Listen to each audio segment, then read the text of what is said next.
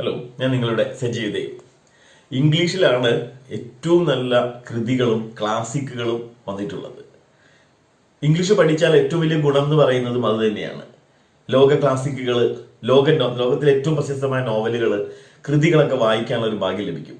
പലപ്പോഴും നമുക്ക് പറ്റുന്നത് ഇംഗ്ലീഷ് നോവലുകൾ വായിക്കാനോ അല്ലെങ്കിൽ ഇംഗ്ലീഷ് വീഡിയോസ് കാണുമ്പോഴോ നമുക്ക് ഫോളോ ചെയ്യാൻ പറ്റുന്നില്ല, മനസ്സിലാവുന്നില്ല എന്നുള്ളതാണ് സ്ഥിരമായിട്ട് ആളുകളുടെ ഒരു കംപ്ലൈന്റ്.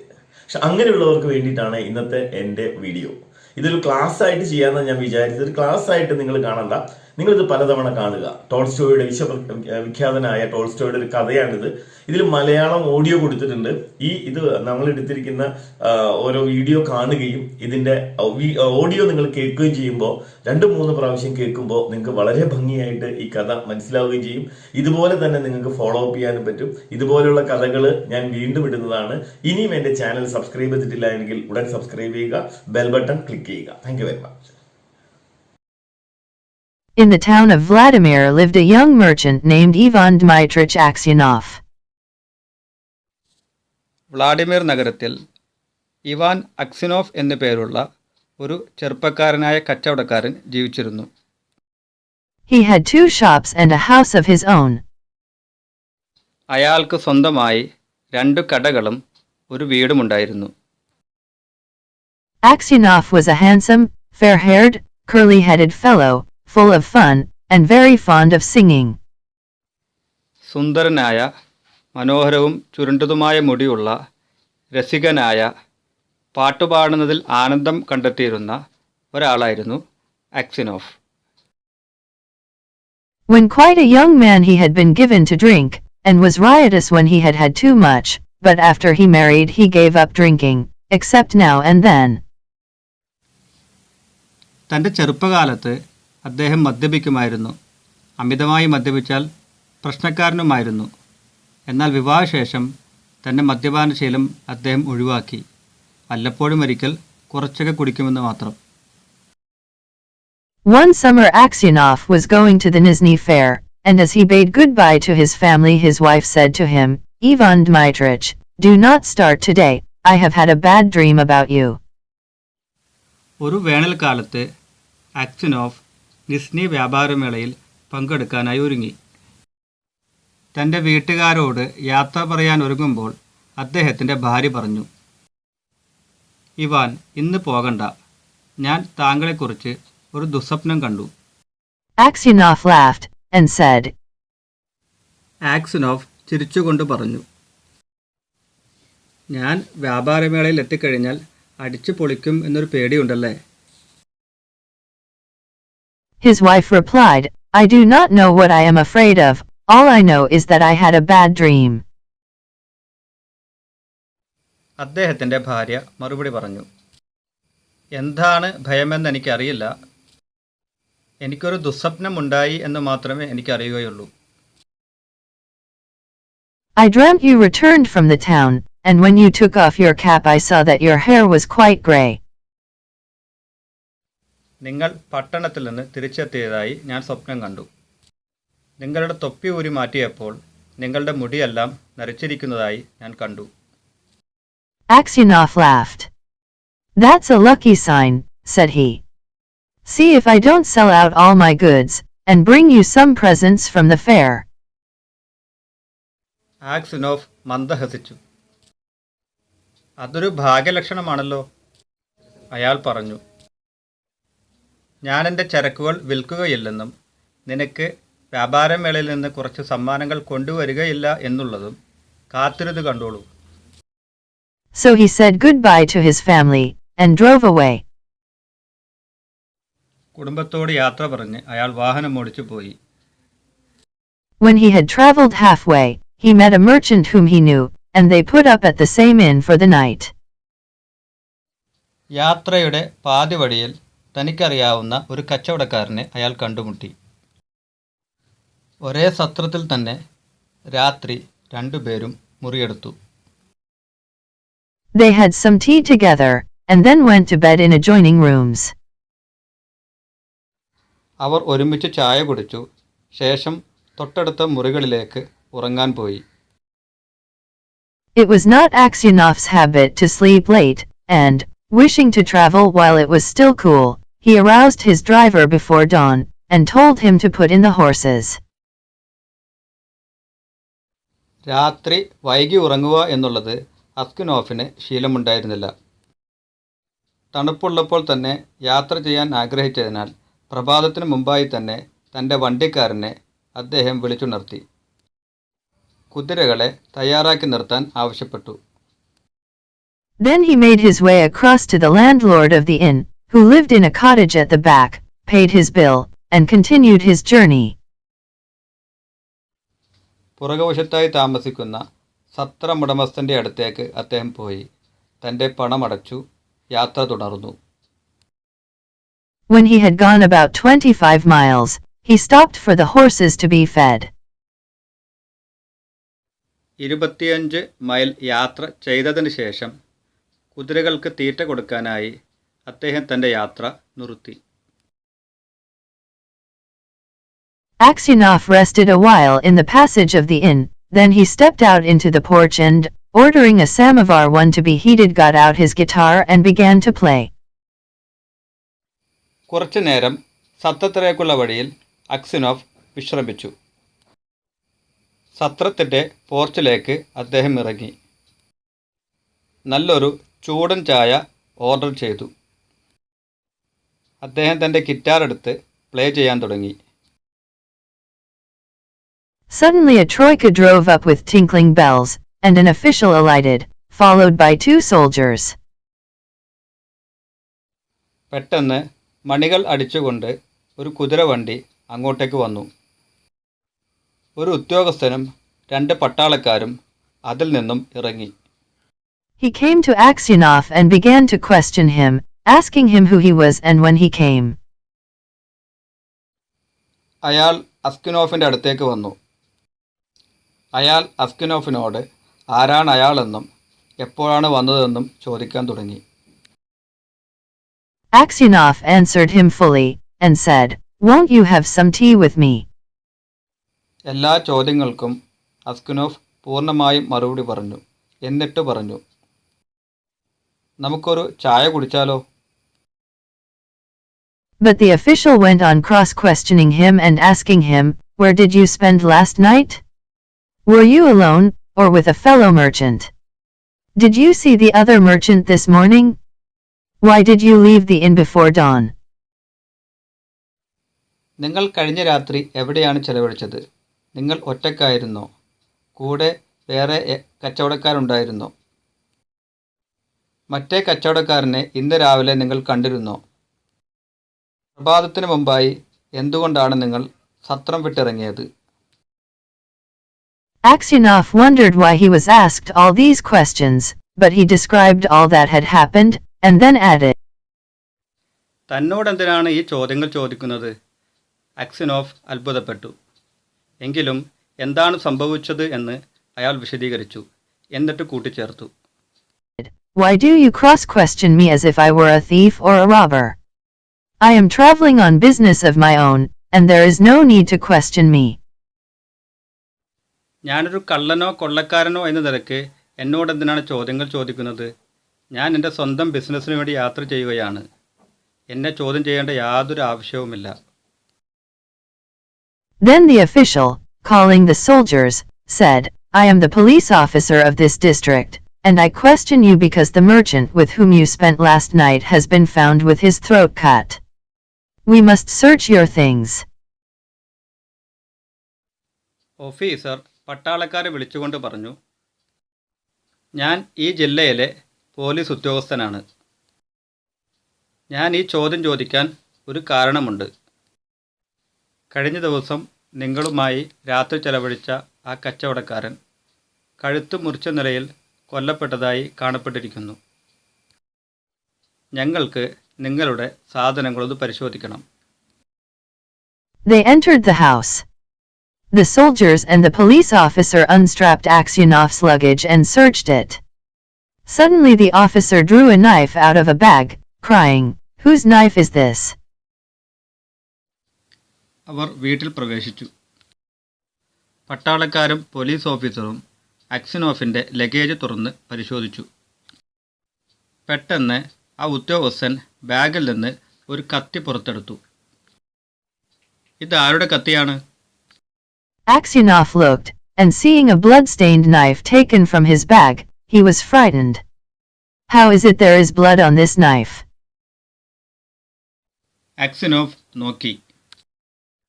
തൻ്റെ ബാഗിൽ നിന്ന് രക്തം പുരണ്ട കത്തി എടുക്കുന്നത് കണ്ടപ്പോൾ അയാൾ ഭയപ്പെട്ടു പോയി.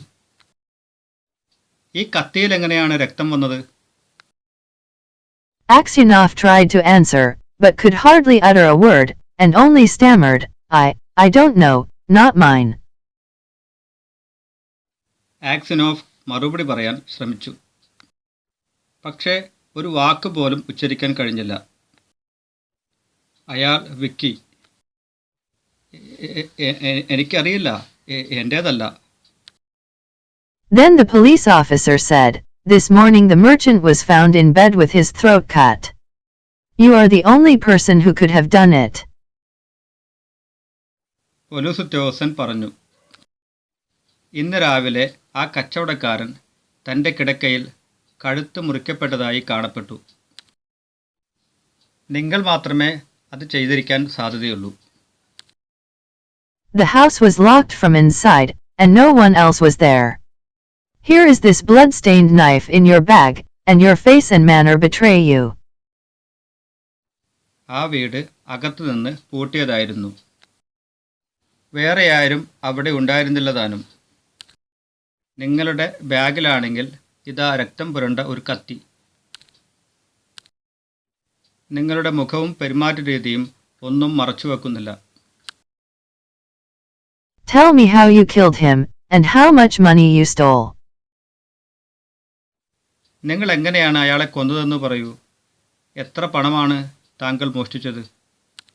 Aksionov swore he had not done it, that he had not seen the merchant after they had had tea together, that he had no money except 8,000 rubles of his own, and that the knife was not his.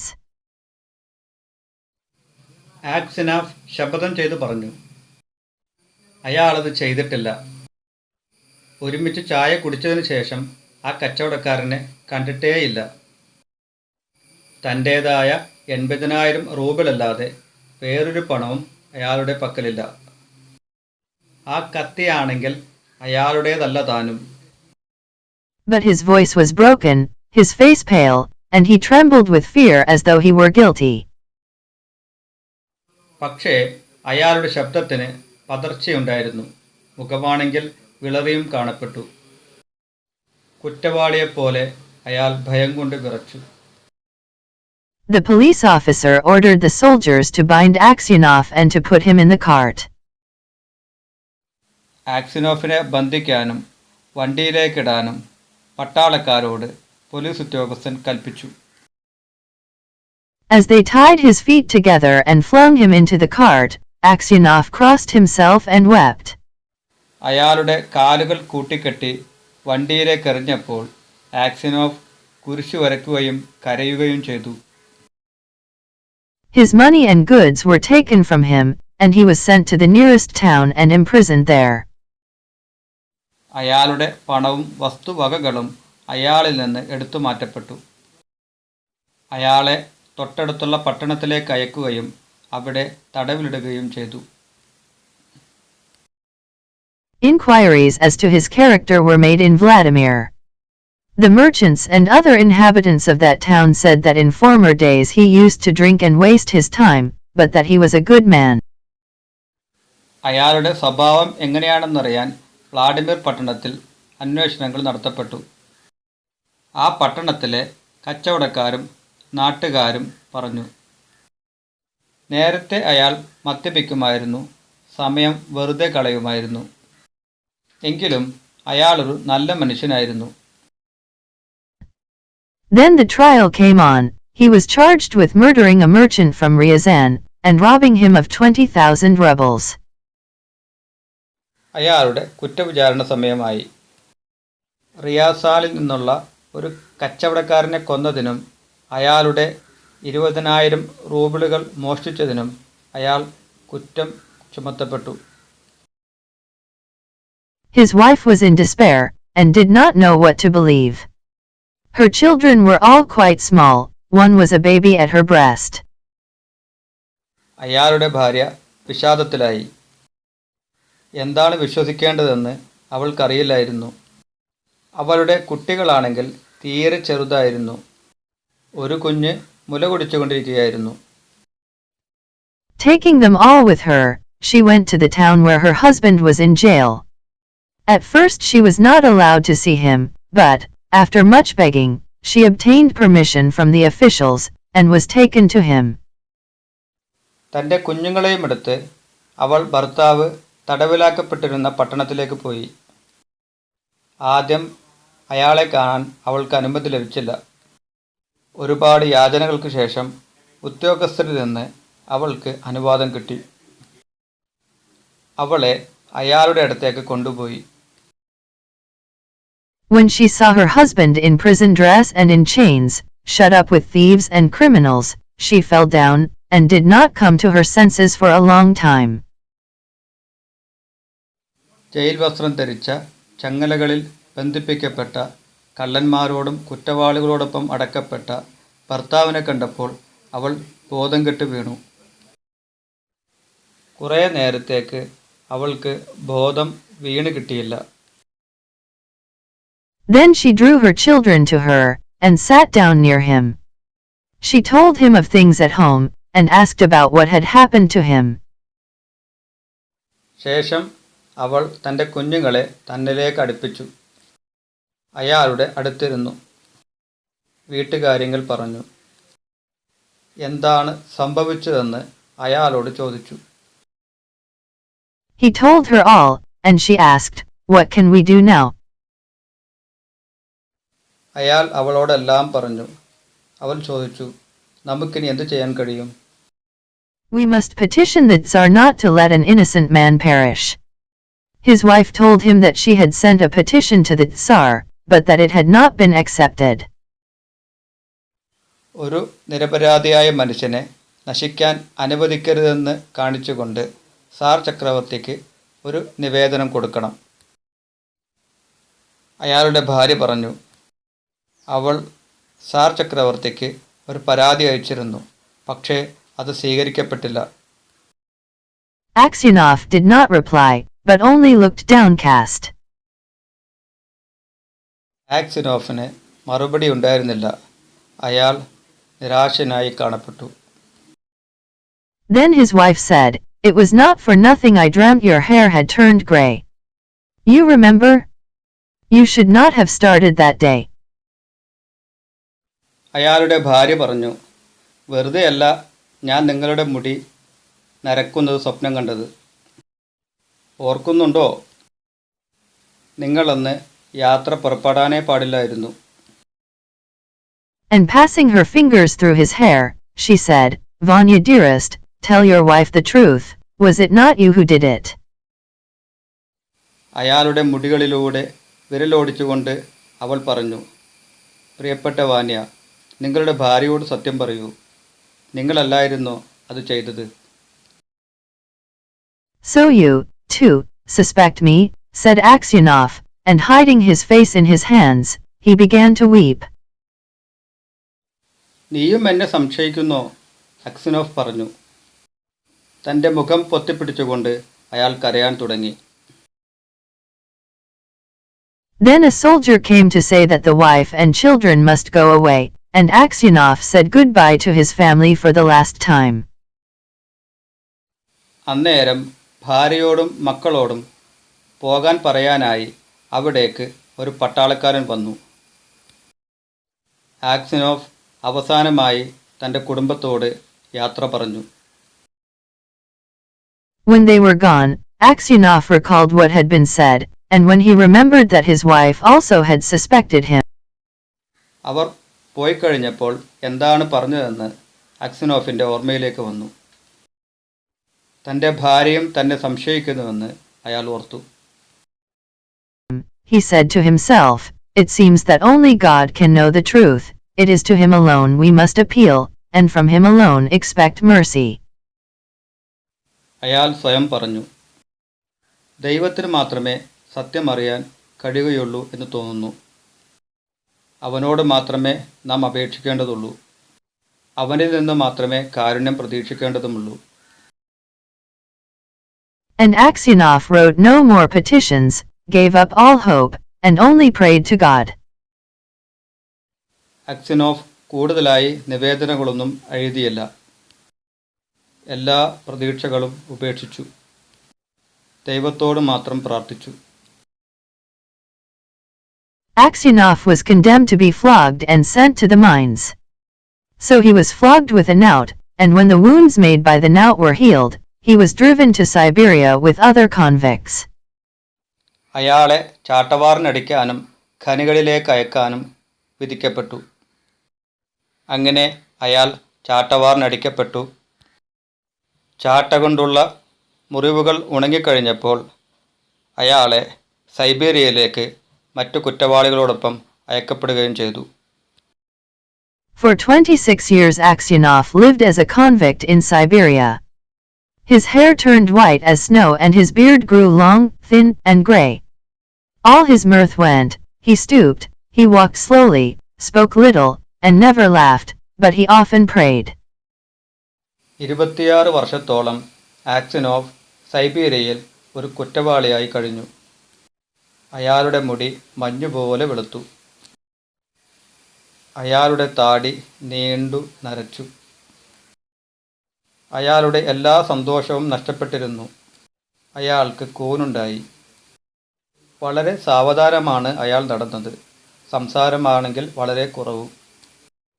ഒരിക്കലും ചിരിക്കുമായിരുന്നില്ല. എല്ലായ്പ്പോഴും അയാൾ പ്രാർത്ഥിച്ചുകൊണ്ടേയിരുന്നു.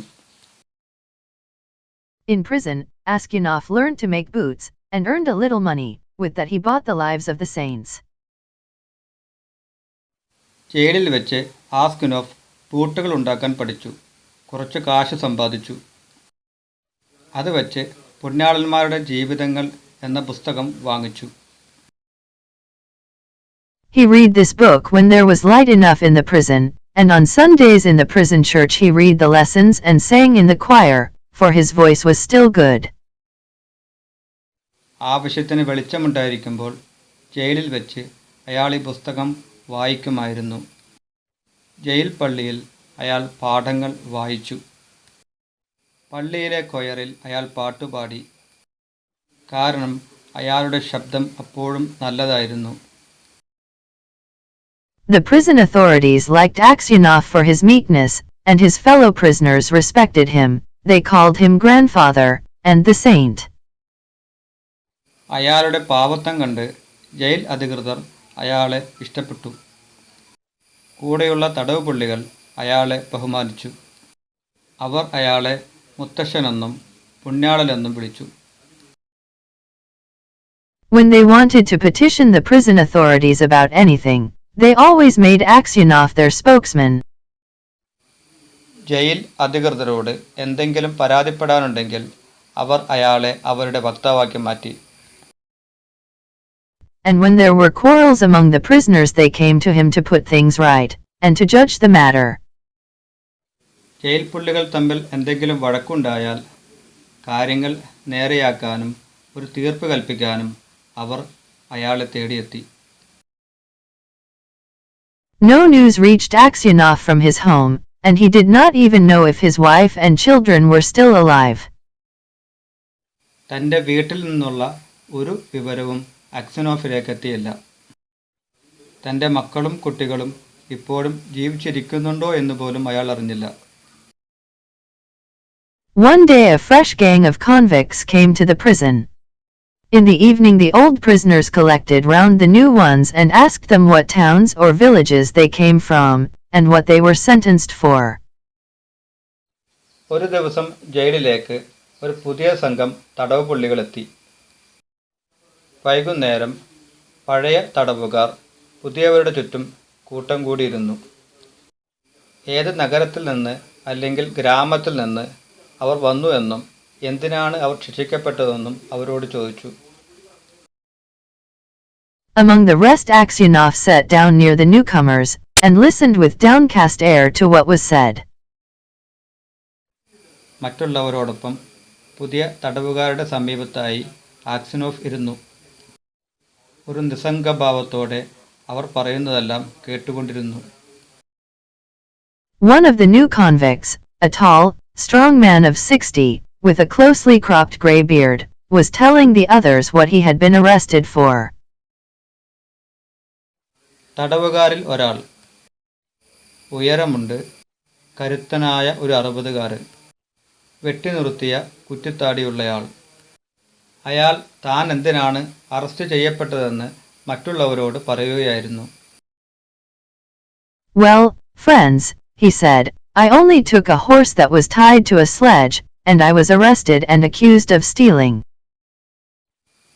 കൂട്ടുകാരെ, അയാൾ പറഞ്ഞു, ഞാൻ മഞ്ഞുവണ്ടിയിൽ കെട്ടിയ ഒരു കുതിരയെ എടുക്കുക മാത്രമേ ചെയ്തുള്ളൂ. എന്നെ അറസ്റ്റ് ചെയ്യുകയും എന്നിൽ മോഷണം ആരോപിക്കപ്പെടുകയും ചെയ്തു. I said I had only taken it to get home quicker, and had then let it go. Besides, the driver was a personal friend of mine. വീട്ടിലൊന്ന് വേഗമെത്താനായി അതിനെയെന്ന് എടുത്തുവന്നേയുള്ളൂ. ശേഷം അതിനെ വിട്ടയക്കുകയും ചെയ്തു. മാത്രമല്ല, അതിൻ്റെ ഡ്രൈവർ എൻ്റെ ഒരു കൂട്ടുകാരനുമായിരുന്നു.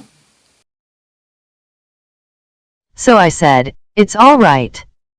No, said they, you stole it. But how or where I stole it they could not say. ഞാൻ പറഞ്ഞു, അതിന് കുഴപ്പങ്ങളൊന്നുമില്ലല്ലോ. അല്ല, അവർ പറഞ്ഞു, നീ അത് മോഷ്ടിച്ചതാണ്. പക്ഷേ എങ്ങനെയാണ്, എവിടെ നിന്നാണ് ഞാൻ അതിനെ മോഷ്ടിച്ചതെന്ന് അവർക്ക് പറയാൻ കഴിഞ്ഞില്ല. I once really did something wrong, and ought by rights to have come here long ago, but that time I was not found out. ഒരിക്കൽ ഒരു തെറ്റായ കാര്യം ഞാൻ ചെയ്തതാണ്. അതുകൊണ്ട് തന്നെ എല്ലാ അർത്ഥത്തിലും ഇവിടേക്ക് പണ്ടേ എത്തേണ്ടതായിരുന്നു. പക്ഷേ ആ സമയത്ത് ഞാൻ കണ്ടുപിടിക്കപ്പെട്ടില്ല. Now I have been sent here for nothing at all. But it's lies I'm telling you. I've been to Siberia before, but I did not stay long. ഇപ്പോൾ എന്നെ ഇങ്ങോട്ട് അയച്ചിരിക്കുന്നത് ഒരു കാര്യവുമില്ലാതെയാണ്. നിങ്ങളോട് ഞാൻ നുണയാണ് പറഞ്ഞത്. സൈബീരിയയിലേക്ക് ഞാൻ മുമ്പ് വന്നിട്ടുണ്ട്, പക്ഷേ അധികം നാൾ താമസിച്ചില്ല. Where are you from? Asked someone. From Vladimir. My family are of that town. My name is Makar, and they also call me Simayonich. നിങ്ങൾ എവിടെ നിന്നാണ് വരുന്നത്? ആരോ ചോദിച്ചു. വ്ളാഡിമിറിൽ നിന്നാണ്. എൻ്റെ കുടുംബക്കാർ ആ പട്ടണത്തിലുള്ളവരാണ്. മാക്കർ എന്നാണ് എൻ്റെ പേര്. അവർ എന്നെ സെമിയോണിച്ച് എന്നും വിളിക്കാറുണ്ട്.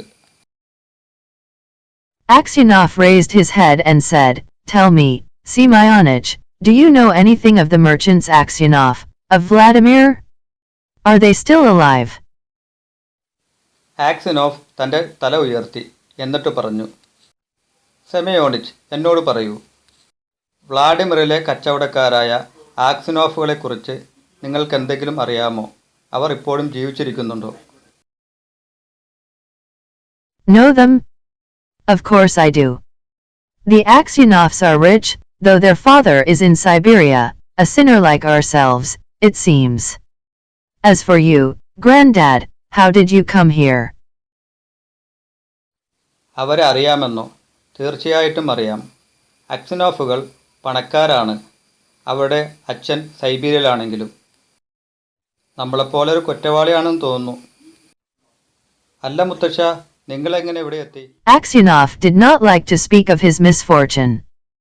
He only sighed and said, For my sins I have been in prison these 26 years. What sins? Asked Makar Simayonich.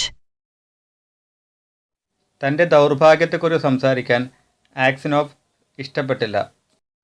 അയാളൊന്ന് നെടുവീർപ്പിടുക മാത്രം ചെയ്തു. എന്നിട്ട് പറഞ്ഞു, ഞാൻ എൻ്റെ പാപങ്ങളുടെ പേരിൽ കഴിഞ്ഞ 26 വർഷങ്ങളായി ജയിലിലാണ്. എന്ത് പാപങ്ങളാണ്? മാക്കർ സെമിയോനിച്ച് ചോദിച്ചു. But Aksionov only said, Well, I must have deserved it. He would have said no more, but his companions told the newcomer how Aksionov came to be in Siberia, how someone had killed a merchant and had put a knife among Aksionov's things, and Aksionov had been unjustly condemned. ആക്സിനോഫ് ഇത്ര മാത്രമേ പറഞ്ഞുള്ളൂ. ഇതെനിക്ക് അർഹതപ്പെട്ടതായിരിക്കണം. അയാൾ കൂടുതലൊന്നും പറയുമായിരുന്നില്ല. പക്ഷേ അദ്ദേഹത്തിൻ്റെ കൂട്ടുകാർ നവാഗതനോട് എങ്ങനെയാണ് ആക്സിനോഫ് സൈബീരിയയിലേക്ക് വന്നു പെട്ടതെന്ന് പറഞ്ഞു. എങ്ങനെയാണ് ഏതോ ഒരാൾ ഒരു വ്യാപാരിയെ കൊന്നതെന്നും ഒരു കത്തി ആക്സിനോവിൻ്റെ വസ്തുവകകൾക്കിടയിൽ ഇട്ടതെന്നും ആക്സിനോഫ് അന്യായമായി ശിക്ഷിക്കപ്പെട്ടതെന്നും അയാൾ പറഞ്ഞു. When Makar Semyonich heard this, he looked at Aksionov, slapped his own knee, and exclaimed, "Well, this is wonderful. Really wonderful. But how old you've grown, Granddad." മാക്കർ സെമിയോണിച്ച് ഇത് കേട്ടപ്പോൾ അയാൾ ആക്സിനോഫിൻ്റെ നേരെ നോക്കി. സ്വന്തം മുട്ടുകാലിൽ കൈകൊണ്ടടിച്ചു. എന്നിട്ട് അതിശയത്തോടെ പറഞ്ഞു, ഇത് അതിശയകരം തന്നെ, ശരിക്കും അത്ഭുതകരം. മുത്തശ്ശ, നിങ്ങൾ എത്ര വയസ്സനായിരിക്കുന്നു?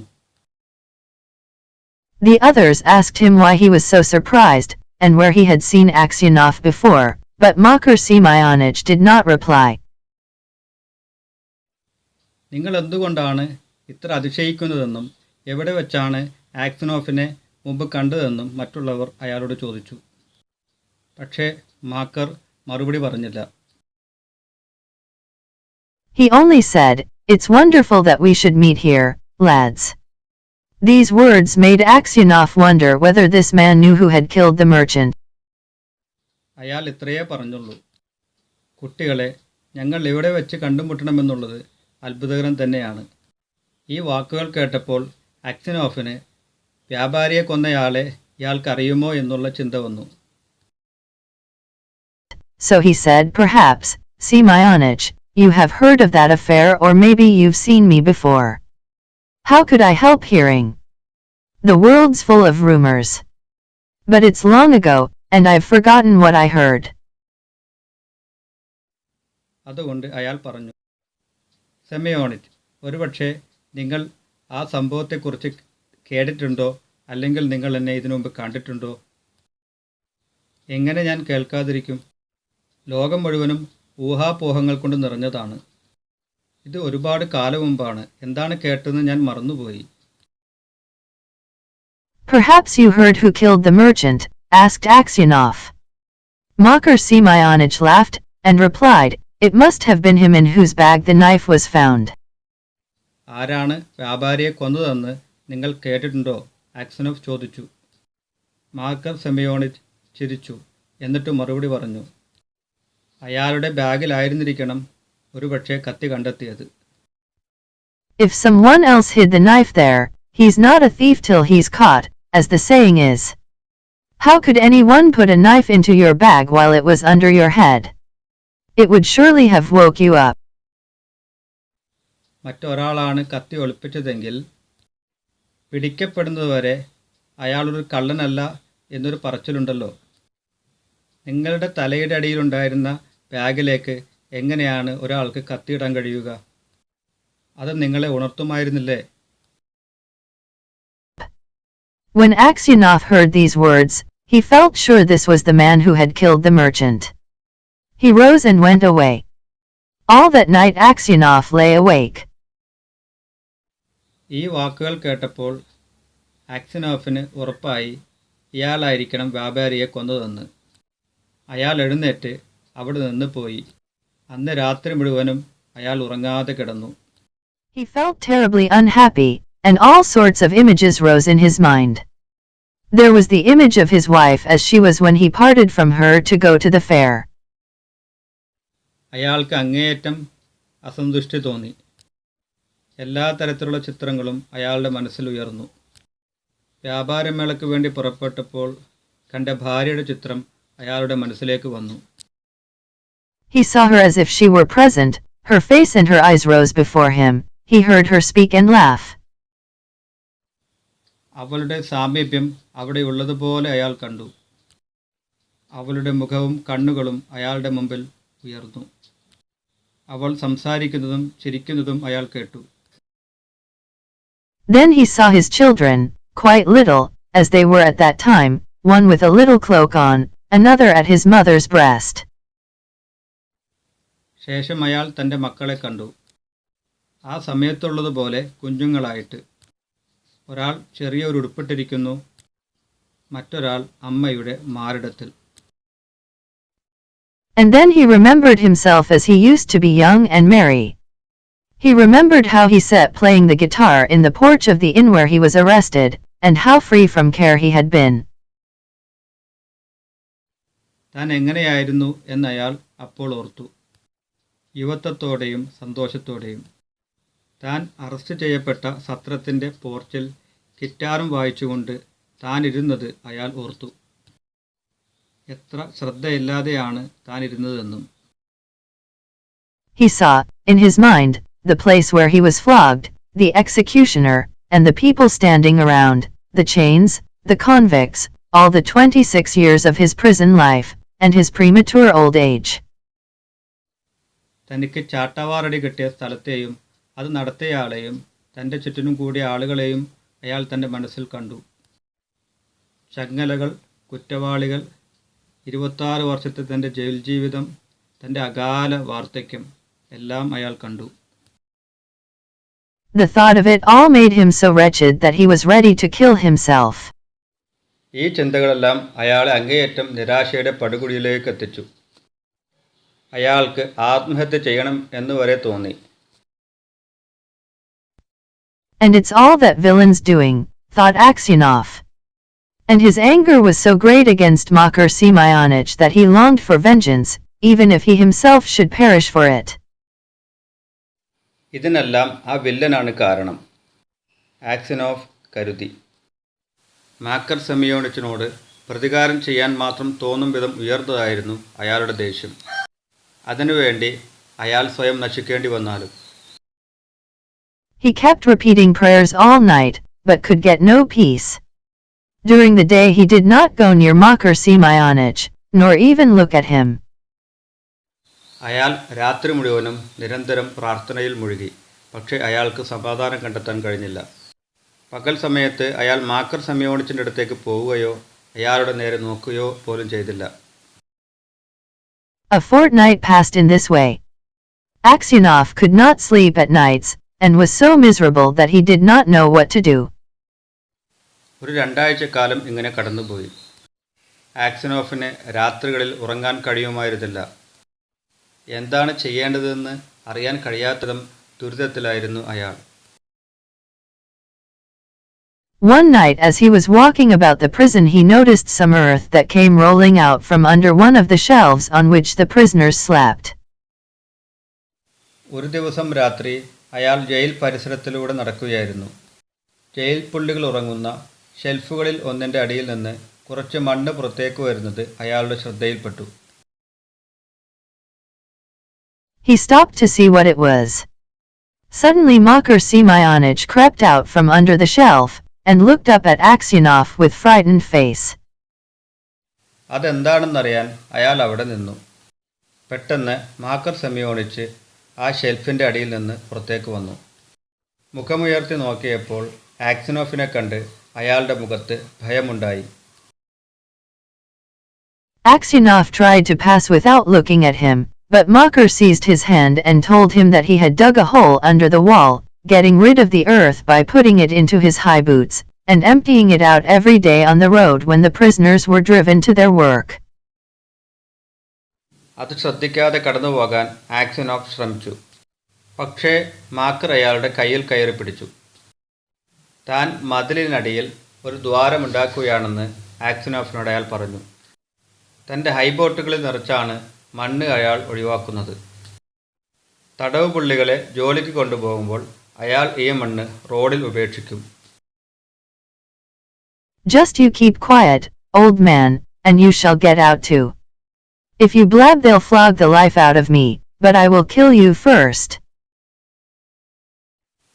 എടോ കിടവാ, മിണ്ടാതിരുന്നോളൂ, താങ്കൾക്കും രക്ഷപ്പെടാം. നീയെങ്ങാനും പറഞ്ഞു കൊടുത്താൽ ചാട്ടവാറിനടിച്ച് അവരെന്നെ ഇല്ലാതാക്കും. പക്ഷേ അതിനു മുമ്പ് തന്നെ ഞാൻ കൊല്ലും. Kasyanov trembled with anger as he looked at his enemy. He drew his hand away, saying, I have no wish to escape, and you have no need to kill me, you killed me long ago. As to telling of you I may do so or not, as God shall direct. തൻ്റെ ശത്രുവിനെ നേരെ നോക്കിയപ്പോൾ ആക്സിനോഫ് ദേഷ്യം കൊണ്ട് വിറച്ചു. തൻ്റെ കൈ വലിച്ചെടുത്തുകൊണ്ട് അയാൾ പറഞ്ഞു, എനിക്ക് രക്ഷപ്പെടാൻ ഒരാഗ്രഹവുമില്ല. നീ എന്നെ കൊല്ലേണ്ട ആവശ്യവുമില്ല. നീ എന്നെ പണ്ടേ കൊന്നതാണല്ലോ. നിന്നെക്കുറിച്ച് പറഞ്ഞു കൊടുക്കാനാണെങ്കിൽ ഞാൻ ചിലപ്പോൾ ചെയ്യും, ചെയ്യാതിരിക്കും. അത് ദൈവനിശ്ചയം. Next day, when the convicts were led out to work, the convoy soldiers noticed that one or other of the prisoners emptied some earth out of his boots. അടുത്ത ദിവസം തടവ് പുള്ളികളെ ജോലിക്ക് വേണ്ടി കൊണ്ടുപോയപ്പോൾ ഒരു പട്ടാളക്കാരൻ ഒരു കാര്യം ശ്രദ്ധിച്ചു. ഏതോ ഒരു തടവ് പുള്ളി തൻ്റെ ബൂട്ടുകളിൽ നിന്ന് മണ്ണൊഴിവാക്കുന്നു. The prison was searched, and the tunnel found. The governor came and questioned all the prisoners to find out who had dug the hole. ജയിലിൽ പരിശോധന നടത്തി തുരങ്കം കണ്ടുപിടിക്കപ്പെട്ടു. ഗവർണർ വന്നു ആരാണ് ദ്വാരമുണ്ടാക്കിയതെന്നറിയാൻ എല്ലാ തടവുകാരെയും ചോദ്യം ചെയ്തു. They all denied any knowledge of it. Those who knew would not betray Makar Simayonich, knowing he would be flogged almost to death. എല്ലാവരും അതിനെക്കുറിച്ച് എന്തെങ്കിലും അറിയുമോ എന്നുള്ള കാര്യം നിഷേധിച്ചു. അറിയാവുന്നവർ തന്നെ മാക്കർ സെമിയോണിച്ചിനെ ചതിക്കില്ല. അയാളെ ചാട്ടവാറിനടിച്ച് ഏതാണ്ട് കൊല്ലുമെന്ന് അറിയാവുന്നത് കൊണ്ട് തന്നെ. At last the governor turned to Aksionov, whom he knew to be a just man, and said, "You are a truthful old man, tell me, before God, who dug the hole." അവസാനം governor ആക്സിനോഫിൻ്റെ നേരെ തിരിഞ്ഞു. അയാൾ ഒരു നീതിമാനാണെന്ന് അയാൾക്കറിയാമായിരുന്നു. എന്നിട്ട് പറഞ്ഞു, നിങ്ങളൊരു സത്യവാനായ വൃദ്ധനാണ്. ദൈവം സാക്ഷിയായി എന്നോട് പറയൂ, ആരാണ് കുഴി കുഴിച്ചത്? The hole. Makar Simayonich stood as if he were quite unconcerned, looking at the governor and not so much as glancing at Aksionov. ഇതൊന്നും തന്നെ ബാധിക്കാത്തതുപോലെ മാക്കർ സെമിയോണിച്ച് നിന്നു, ഗവർണറുടെ നേരെ നോക്കിക്കൊണ്ട്. ആക്സിനോഫിന് നേരെ ഒന്ന് പാളി പോലും നോക്കാതെ. Aksionov's lips and hands trembled, and for a long time he could not utter a word. ആക്സിനോഫിൻ്റെ ചുണ്ടുകളും കൈകളും വിറച്ചു.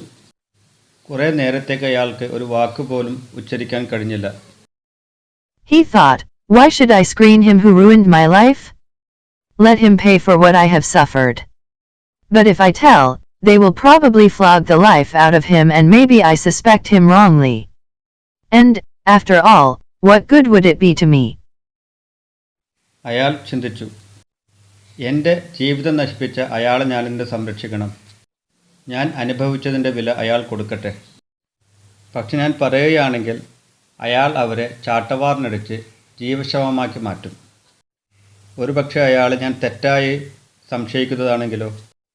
എല്ലാത്തിനും പുറമെ അതുകൊണ്ട് എനിക്ക് എന്ത് നന്മയാണുള്ളത്? Well, old man, repeated the governor, tell us the truth, who has been digging under the wall?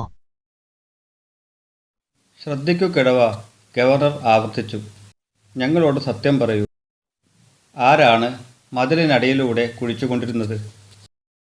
Aksionov glanced at Makar Simayonich, and said, I cannot say, Your Honor. It is not God's will that I should tell. Do what you like with me, I am in your hands. ആക്സിനോഫ് മാക്കർ സെമിയോണിച്ചിന് നേരെ നോക്കി. എന്നിട്ട് പറഞ്ഞു, പ്രഭോ, എനിക്ക് പറയാൻ കഴിയില്ല. ഞാൻ പറയുക എന്നുള്ളത് ദൈവ തീരുമാനമല്ല. നിങ്ങൾക്ക് എന്നെ എന്തു വേണമെങ്കിലും ചെയ്യാം. ഞാൻ എന്നെ നിങ്ങൾക്ക് മുമ്പിൽ സമർപ്പിച്ചിരിക്കുന്നു. However much the governor tried, Aksionov would say no more, and so the matter had to be left. Governor എത്ര ശ്രമിച്ചിട്ടും ആക്സിനോഫ് കൂടുതലായൊന്നും പറഞ്ഞില്ല. അതുകൊണ്ട് കാര്യങ്ങൾ അതിൻ്റെ വഴിക്ക് തന്നെ വിടേണ്ടി വന്നു. That night, when Aksionov was lying on his bed and just beginning to doze, someone came quietly and sat down on his bed. He peered through the darkness and recognized Makar. അന്ന് രാത്രി ആക്സിനോഫ് കിടക്കയിൽ കിടക്കുകയായിരുന്നു. അയാൾ ഉറക്കത്തിലേക്ക് പോവുകയായിരുന്നു. അപ്പോൾ ആരോ പതുക്കെ അങ്ങോട്ട് വന്നു അയാളുടെ കിടക്കയിൽ ഇരുന്നു. ഇരുട്ടിലൂടെ നോക്കിയപ്പോൾ അയാൾ മാക്കറിനെ തിരിച്ചറിഞ്ഞു. What more do you want of me? Asked Aksionov. Why have you come here? Makar Semyonich was silent. So Aksionov sat up and said, What do you want? Go away, or I will call the guard. എന്നിൽ നിന്ന് കൂടുതലായി നിനക്കെന്താണ് വേണ്ടത്? ആക്സിനോഫ് ചോദിച്ചു. നീ എന്തിനാണ് ഇവിടെ വന്നത്? മാക്കർ സെമിയോണിച്ച് നിശബ്ദനായിരുന്നു. അതുകൊണ്ട് ആക്സിനോഫ് എഴുന്നേറ്റിരുന്നു കൊണ്ട് ചോദിച്ചു, നിനക്കെന്താണ് വേണ്ടത്? പോകൂ, അല്ലെങ്കിൽ ഞാൻ കാവൽക്കാരനെ വിളിക്കും. Makar Semyonich bent close over Aksionov, and whispered, Ivan Dmitrich, forgive me. What for? Asked Aksionov. മാക്കർ സെമിയോണിച്ച് ആക്സിനോഫിൻ്റെ അടുത്തേക്ക് കുനിഞ്ഞു. എന്നിട്ട് മന്ത്രിച്ചു, ഈവാൻ മൈട്രിച്ച്, എന്നോട് ക്ഷമിക്കൂ. എന്തിനു വേണ്ടി? ആക്സിനോഫ് ചോദിച്ചു. It was I who killed the merchant and hid the knife among your things. I meant to kill you too, but I heard a noise outside, so I hid the knife in your bag and escaped out of the window. ഞാനാണ് വ്യാപാരിയെ കൊന്നതും കത്തി നിങ്ങളുടെ സാധനങ്ങൾക്കിടയിൽ ഒളിപ്പിച്ചതും. ഞാൻ നിങ്ങളെയും കൊല്ലാൻ ഉദ്ദേശിച്ചതാണ്. പക്ഷേ ഞാൻ പുറത്തൊരു ശബ്ദം കേട്ടു. അതുകൊണ്ട് കത്തി ഞാൻ നിങ്ങളുടെ ബാഗിൽ ഒളിപ്പിച്ചു, ജനാലയിലൂടെ രക്ഷപ്പെടുകയും ചെയ്തു. Aksionov was silent, and did not know what to say. Makar Semyonich slid off the bed shelf and knelt upon the ground. Ivan Dmitrich, said he, forgive me. For the love of God, forgive me. ആക്സിനോഫ് നിശബ്ദനായിരുന്നു. എന്താണ് പറയേണ്ടതെന്ന് അയാൾക്കറിയുമായിരുന്നില്ല. മാക്കർ സെമിയോണിച്ച് കിടക്കയിൽ നിന്നും ഊർന്നിറങ്ങി തറയിൽ മുട്ടുകുത്തി നിന്നു. Ivan മൈട്രിച്ച്, അയാൾ പറഞ്ഞു, എന്നോട് ക്ഷമിക്കൂ, ദൈവത്തെ ഓർത്ത് എന്നോട് ക്ഷമിക്കൂ. I will confess that it was I who killed the merchant, and you will be released and can go to your home. ഞാനാണ് വ്യാപാരിയെ കൊന്നതെന്ന് ഞാൻ കുറ്റസമ്മതം നടത്താം. നിങ്ങൾ ജയിൽ വിമോചിതനാവും, നിങ്ങൾക്ക് നിങ്ങളുടെ വീട്ടിലേക്ക് പോവുകയും ചെയ്യാം. It is easy for you to talk, said Aksionov, but I have suffered for you these 26 years. Where could I go to now? My wife is dead, and my children have forgotten me. I have nowhere to go. നിങ്ങൾക്കങ്ങനെ പറയാൻ എളുപ്പമാണ്, ആക്സിനോഫ് പറഞ്ഞു. നിങ്ങൾക്കായി ഞാൻ 26 വർഷം സഹിച്ചു. എനിക്കിനി എവിടെ പോകാനാണ്? എൻ്റെ ഭാര്യ മരിച്ചിരിക്കുന്നു. എൻ്റെ കുട്ടികളാണെങ്കിൽ എന്നെ മറന്നുമിരിക്കുന്നു. എനിക്ക് പോകാൻ ഒരിടവുമില്ല. Makar Semyonich did not rise, but beat his head on the floor. Ivan Dmitrich, forgive me, he cried. When they flogged me with the knout it was not so hard to bear as it is to see you now, yet you had pity on me. മാക്കർ സെമിയോണിച്ച് എഴുന്നേറ്റില്ല. അയാൾ തറയിൽ തൻ്റെ തലയിട്ടടിച്ചു. Ivan മൈട്രിച്ച്, എന്നോട് ക്ഷമിക്കൂ, അയാൾ കരഞ്ഞു. അവരെന്നെ ചാട്ടവാറിനടിച്ചപ്പോൾ നിങ്ങളെ ഈ കാണുന്നത് പോലെ എനിക്ക് വേദനിച്ചില്ല. പക്ഷേ നിങ്ങൾ എന്നോട് സഹതാപം കാണിച്ചു. And did not tell. For Christ's sake forgive me, wretch that I am. And he began to sob. When Aksionov heard him sobbing he, too, began to weep. നിങ്ങൾ എന്നെ പറഞ്ഞും കൊടുത്തില്ല. ക്രിസ്തുവിനെ കരുതി എന്നോട് ക്ഷമിക്കൂ, ഞാനെന്തൊരു നാശകാരിയാണ്. അയാൾ ഏങ്ങലടിച്ച് കരയാൻ തുടങ്ങി. അയാളുടെ ഏങ്ങലടി കേട്ടപ്പോൾ ആക്സിനോഫും കൂടെ കരയാൻ തുടങ്ങി.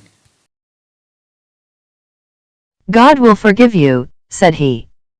Maybe I am 100 times worse than you.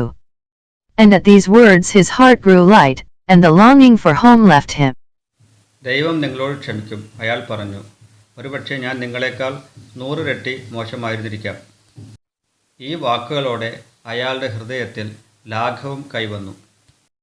വീട്ടിലേക്കെത്താനുള്ള അയാളുടെ ആശ ഹൃദയത്തിൽ നിന്നും വിട്ടുപോയി. He no longer had any desire to leave the prison, but only hoped for his last hour to come. In spite of what Aksionov had said, Makar Semyonich confessed his guilt. But when the order for his release came, Aksionov was already dead. Jail വിട്ടുപോകാൻ അയാൾക്ക് പിന്നെ ആശയൊന്നും ഉണ്ടായില്ല. അയാൾ തൻ്റെ അന്ത്യവും കാത്തുകിടന്നു. ആക്സിനോഫ് അങ്ങനെ പറഞ്ഞെങ്കിലും മാക്കർ സെമിയോണിച്ച് തൻ്റെ കുറ്റം ഏറ്റുപറഞ്ഞു. പക്ഷേ തന്നെ ജയിൽ വിമോചിതനാക്കിക്കൊണ്ടുള്ള ഓർഡർ വന്നപ്പോഴേക്കും ആക്സിനോഫ് മരിച്ചു കഴിഞ്ഞിരുന്നു.